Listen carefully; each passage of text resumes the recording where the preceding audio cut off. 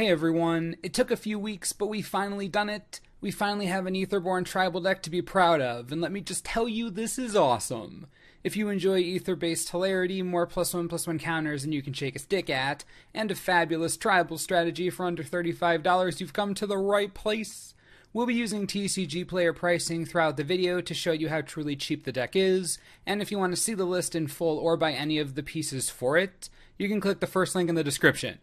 Alright, without further ado, we have to talk Tribal Aetherborn. If you enjoy this video and want more videos like this, be sure to hit that like button, helps out a lot.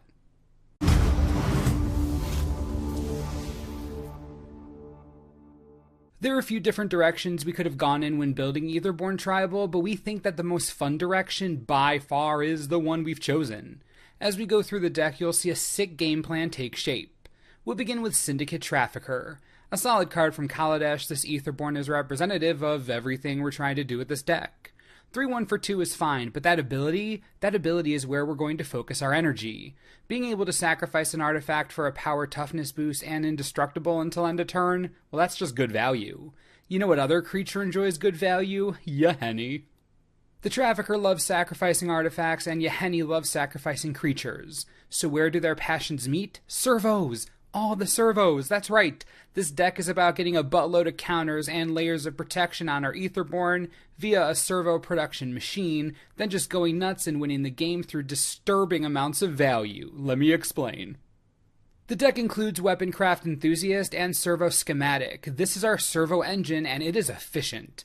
The Enthusiast brings 2 servos with it that make great sacrifice fodder for both the Trafficker and Yahenni.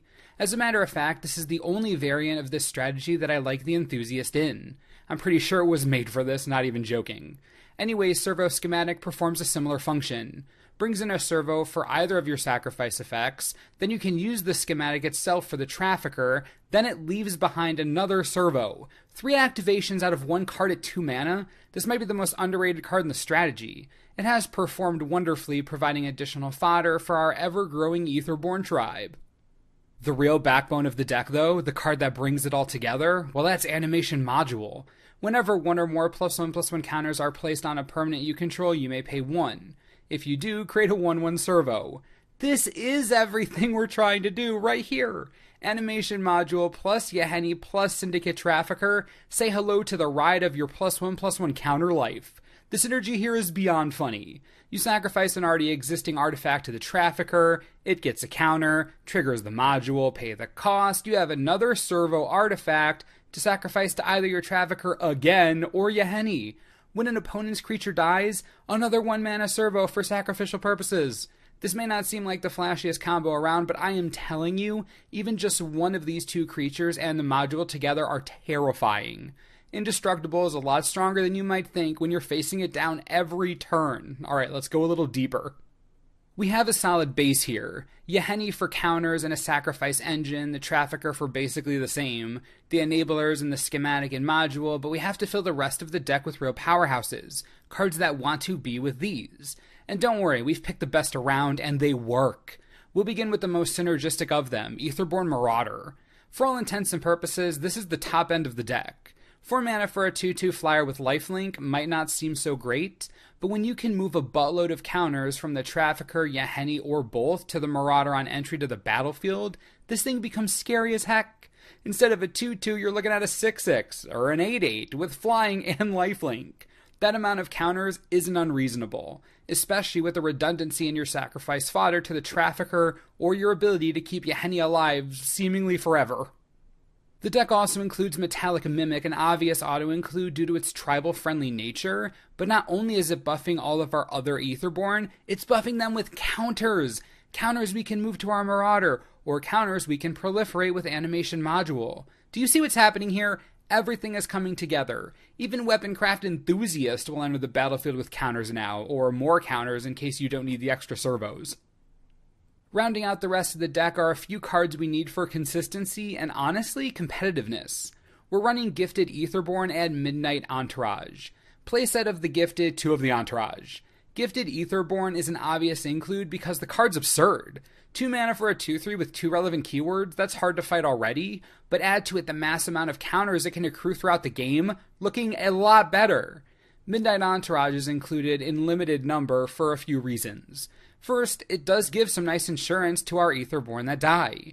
We replace them in our hand, that's insanely valuable, plus, +1/+1 never hurt anyone. The reason it's only a 2 of is because the cost is high on this one, and the deck overall is pretty low to the ground. We don't need it to be any more top heavy, the Entourage is a perfect pair for this strategy. The last 6 non-land cards in the deck are 4 Grasp of Darkness and 2 Essence Extraction. As far as budget options go, these are definitely our best. The Extraction is going to hit most of what we need to hit at 3 damage, and if that doesn't work, Grasp of Darkness will make sure they stay down.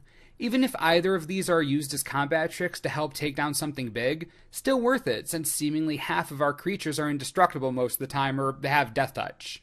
The deck puts up a surprising fight on the ground with this package. Add in 22 swamps and the deck is complete. Let's talk overview, sideboard suggestions, and upgrade options. This particular version of Aetherborn Tribal is looking to get a presence on the ground fast, then build up with solid synergies between the Trafficker, Yahenni, and our servo engine. The deck only needs to run 22 lands because it functions so low to the ground. The vast majority of the cards in this deck are at 2 mana or lower, so you shouldn't have any problem creating a respectable board state early. While your deck isn't the fastest, once you have your board up and running, don't be afraid to attack. You have a lot of lifelink, you have Death Touch, and naturally buffed creatures. Your average 2-mana creature should be bigger than their average 2-mana creature by the mid-game. Also, always try to leave up mana and a servo for the indestructible ability on both of your big guns. And this next suggestion is particularly important. You can wait to use your removal. If it's turn 2 or 3 and you have to decide between playing an Aetherborn or a removal spell, play out the Aetherborn. There's a decent amount of lifelink in your deck between the Gifted, the Marauder, and the Extraction alone. You can take a few hits early to develop your board, then make that life up later. It's far more important that you get the board developed first. It's hugely important, just trust me.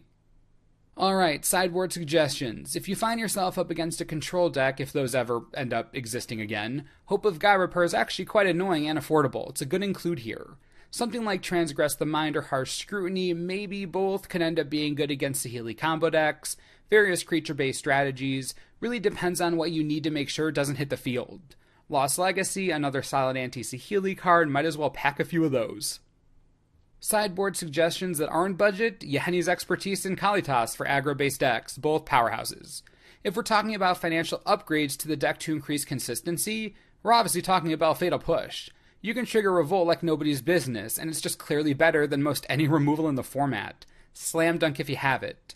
Also, if you want to go a little bit bigger than Aetherborn Marauder for a win condition, I highly suggest Herald of Anguish. I have to make special mention of this card. I'm convinced the Herald was meant to be in this deck, it's literally perfect for it, and synergizes like crazy. Try this out. Improvise is easy to play off of in your deck, and once it's on the battlefield, your opponent is going to have a really bad time. Plus, it synergizes with Yahenni by killing your opponent's creatures, triggering Yahenni, triggering your module, makes some servos, more artifacts to sacrifice. It is easily one of the more powerful synergies in the deck. If you can afford to grab yourself a couple copies of the Herald, please do it. This interaction is brutal to say the very least. Before we end, I know a few of you are going to have questions about us excluding certain cards. We're not running Gonti because the card simply doesn't fit in with what we're trying to do. Powerful, yes, but not necessary in this deck as we already have enough Aetherborn, and Gonti doesn't really add anything we need. If we did include them, we'd have to cut down on the Entourage or Marauder, not something I'm all that excited to do. We also chose not to include Vengeful Rebel. This was a tough call, but think about this. What would you remove for the Rebel? I know the synergy with Revolt is there, I do, but there simply isn't any room. We don't want to spend mana on revolting this when we are spending mana getting more counters for our counter-friendly creatures. Again, Revolt is powerful, and we think this is a great card, and if you want to use it, by all means include it, but you'll be hard-pressed to find something to take out that you won't miss. Trust me, the list is pretty tight, it's difficult to move from. So with all of that said, what do you think? How do you feel about our iteration of Aetherborn Tribal? This particular version is designed to play a little differently than a normal Tribal deck would, and we honestly hope you enjoyed it. If you do like it, or would want to make any changes, or have an Aetherborn deck of your own, please comment below and let us know what you think. I really enjoy this strategy and would love to hear all of your thoughts on it. Also, if there are any standard strategies you'd like us to tech next, let me know, I'm all ears. Lastly, if you do like the deck and want to see the list in its entirety or purchase any of the pieces, you can do so by clicking the first link in the description. You can buy the entire thing for like $30 right now, no hassle, crazy easy. Again, link down below. As always, thanks for watching and we'll see you next time.